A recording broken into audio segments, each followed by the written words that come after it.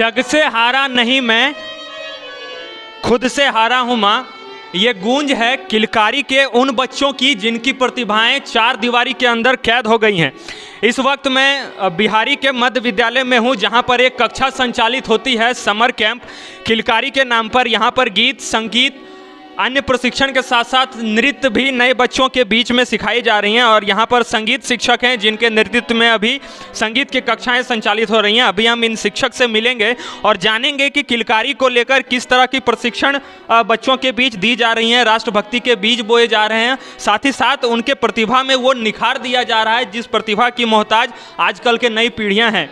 Sir, सबसे पहले आपका परिचय जानना चाहेंगे और ये जानना चाहेंगे कि ये जो देशभक्ति के साथ साथ जो लोक नृत्य से संबंधित गीत शिक्षक प्रशिक्षण आप बच्चों को दे रहे हैं, इसके पीछे क्या उद्देश्य है और कहाँ तक आप सफल हो पाए हैं इन बच्चों में देने के लिए?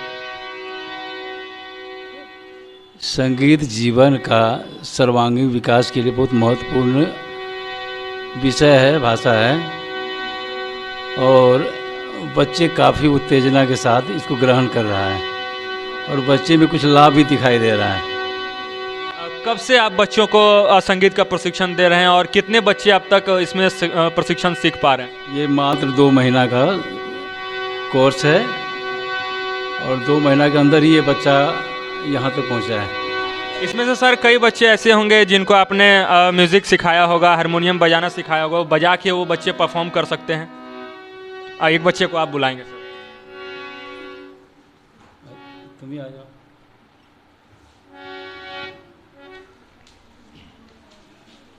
क्या नाम हुआ आपका? मेरा नाम रोशनी कुमारी। आप खुद से प्ले करेंगे हारमोनियम?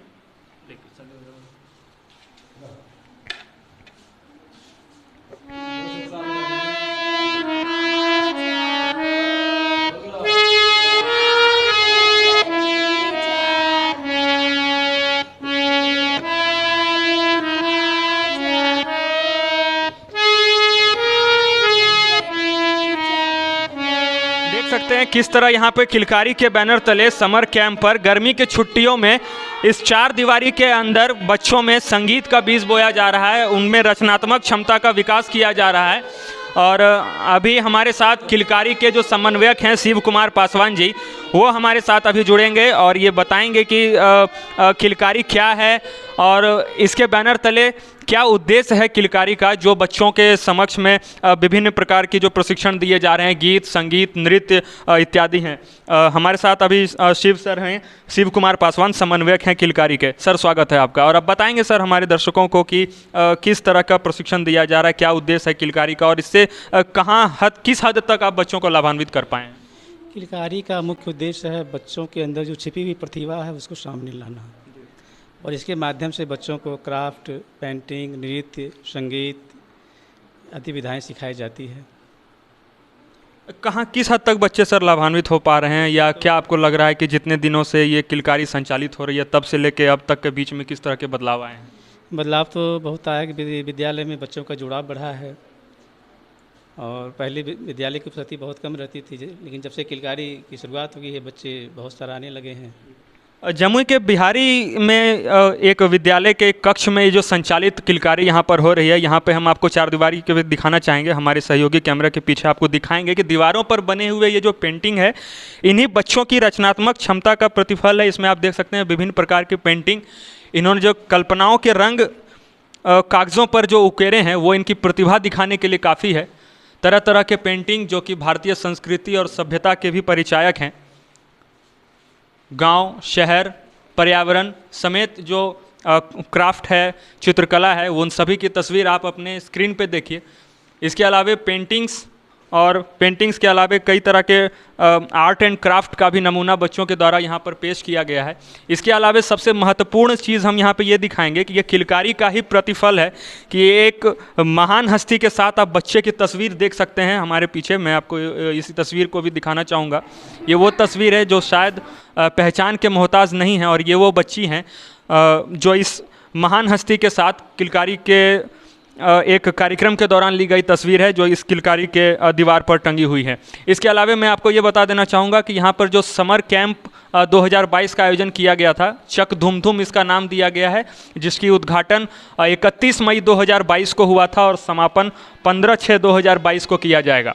इसमें जो निर्धारित विद्या तय की गई है वो 1 जून 2022 से 5 जून 2022 तक ब्यूटिशियन प्रशिक्षिका श्रीमती सुनीता दास के द्वारा किया गया है, और इसके साथ ही 6 जून 2022 से 14 जून 2022 तक लोक नृत्य प्रशिक्षिका कुमारी श्वेता मिश्रा के द्वारा दिया जा रहा है। और अभी हम कुमारी श्वेता मिश्रा से जानेंगे ये किस तरह का नृत्य का प्रशिक्षण यहाँ दे रही है और किस तरह की चुनौतियाँ इनको सामना करना पड़ रहा है बच्चों के बीच में, या क्या कुछ बदलाव ये देख पा रहे हैं बच्चों को नृत्य सिखाने के दौरान। जी सबसे पहले तो बहुत बहुत धन्यवाद देंगे इन बच्ची को कि ये हमें इस लायक समझी हैं कि हम इनको सिखा सकते हैं, और हम चाह रहे हैं कि बॉलीवुड से हट के अपने लोक नृत्य को वापस लाएं, ताकि डांस को लोग इस नज़र से नहीं देखें कि नहीं डांस मत करो। डांस सभी करते हैं, खुद शिव शंकर जी करते हैं, तो तांडव करते हैं, लास्ट नृत्य करते हैं। तो हम चाह रहे हैं कि हमारे यहाँ बिहारी में ये जो उत्क्रमित मध्य विद्यालय स्कूल में किलकारी चल रहा है, तो इसमें हम डांस के माध्यम से बच्चों को अपने संस्कृति से जोड़ना चाहते हैं, और इनके अंदर जो भी है एक्टिविटी, जैसे कि बहुत अच्छी डांस में भी बहुत अच्छी हैं, पेंटिंग में अच्छी हैं, तो उस अनुसार हम चाहते हैं कि ये आगे बढ़ें और कुछ आगे तक जाएं। हम नहीं जा सके, हमारे थ्रू हमारे बच्चे जाएं। जैसा कि आप जान रहे हैं कि जिस जगह पे आप प्रशिक्षण दे रहे हैं ये काफ़ी पिछड़ा हुआ जगह है, रूरल सेक्टर में गिना जाता है, तो रूरल सेक्टर के बच्चों में जागरूकता का काफ़ी अभाव है, साधन संसाधन के बीच में वो इस जगह पर पहुंचते हैं। तो आपको वो नृत्य सिखाने में किस तरह के साधन संसाधन की कमी का महसूस हुआ, या आपको लग रहा है कि इनको प्रशिक्षित करना आपके सामने एक चुनौती रहेगी? सबसे पहले तो ये कहना गलत होगा कि ये पिछड़े हैं, मतलब हम कह सकते हैं कि इनको ट्रेनिंग नहीं दी जा रही है जिस कारण ये पिछड़े हैं, नहीं तो ये लोग अच्छे अच्छे बच्चे को पीछे कर दे। ये सीखने में सबसे नंबर 1 है, अगर कोई भी स्टेप हम सिखाते हैं तो बहुत जल्दी कैच कर लेती हैं, तो सबसे अच्छी बात है। और अगर गाना ना भी बजे तो भी ये लोग काउंट पे करती हैं, मतलब इनको बॉक्स का भी ज़रूरत नहीं है, साधन का ज़रूरत नहीं है, वो बिना पंखे के भी डांस करते हैं। तो सबसे अच्छी बात ये है कि इनको कोई भी हाई फाई साधन नहीं चाहिए, बस इनको लालसा है कि हम किसी तरह से सीखें, और सबसे अच्छी बात है। और हम चाहेंगे कि ये सारे साधन से अच्छे से सीखें और भी आगे जाए। जी, अच्छे साधन से सीखें और भी आगे जाएं। बच्चों को ये सिखाने में कहाँ तक सक्षम हो पाई हैं जो हमारे संगीत शिक्षक हैं, वो कहाँ तक सफल हो पाए हैं, या जिनके समन्वय में ये कार्यक्रम चल रहा है वो कहाँ तक सफल हो पाया, ये जानने के लिए यहीं पर प्रशिक्षण पा रहे हैं हम बच्चों से पूछेंगे कि वो किस हद तक यहाँ पर अपने में पहले से परिवर्तन पा रहे हैं, पहले इनमें क्या कमियाँ थी जो किलकारी के माध्यम से अब उनमें वो बदलाव देखा जा रहा है, वो कॉन्फिडेंस देखा जा रहा है। तो हमारे साथ एक अभी बच्ची हैं, क्या नाम हुआ आपका? मेरा नाम चांदनी कुमारी है। अच्छा, किलकारी में किस तरह का आपको फ़ायदा हुआ, क्या क्या सीखने को मिला? पहले क्या आप में नहीं था और अभी आप ये महसूस कर रहे हैं कि आप में ये बदलाव आया है? पहले हम हारमोनियम बजाना नहीं जानते थे और अब हम हारमोनियम बजा लेते हैं, वो हमें सुरेंद्र सर सिखाए हैं। हमारे साथ एक और बच्ची हैं, इनसे हम जानेंगे कि ये किस तरह का प्रशिक्षण लिए हैं। यहाँ पर चित्रकला भी सिखाया जा रहा है, नृत्य भी है, और भी संगीत के माध्यम से बच्चे अपने में रचनात्मक क्षमता का विकास कर पा रहे हैं। क्या नाम हुआ आपका? मेरा नाम मुस्कान कुमारी हुआ। मुस्कान, बताएंगे यहाँ पर किलकारी में आपको किस तरह का फ़ायदा हुआ, क्या कुछ सीखने को मिला? यहाँ पे हमको बहुत कुछ सीखने को मिला। पहले हम चित्र बनाना नहीं जानते थे, सिखाया गया। यहाँ डांस करना नहीं जानते थे, वो सिखाया गया। तो जैसा कि आप देख रहे हैं बच्चों में, यहाँ पर जिन बच्चों को संगीत से प्रेम था उन्हें संगीत के गुण सिखाए गए हैं, नृत्य का प्रशिक्षण दिया गया है। इसके साथ ही अन्य तरह की जो गतिविधियां हैं जिनमें बच्चों में रचनात्मक क्षमता का विकास होता है, उन सभी गतिविधियों का बीज इनके अंदर बोया जा रहा है ताकि बच्चे अपनी रचनात्मक, अपनी प्रतिभा से एक नए उड़ान पे जा सकें। हमारे साथ कुछ और बच्चे हैं, इनमें हम जानेंगे कि क्या उन्हें चित्रकला में रुचि है। जो अभी जैसे कि आपने देखा कि कई तरह के पेंटिंग्स वगैरह जो दीवार पे बनाए गए हैं वो सभी इन्हीं बच्चों का दिया हुआ है। इसके अलावा कुछ बच्चे हैं जो पेंटिंग के अलावा गीत संगीत में भी रुचि रखते हैं।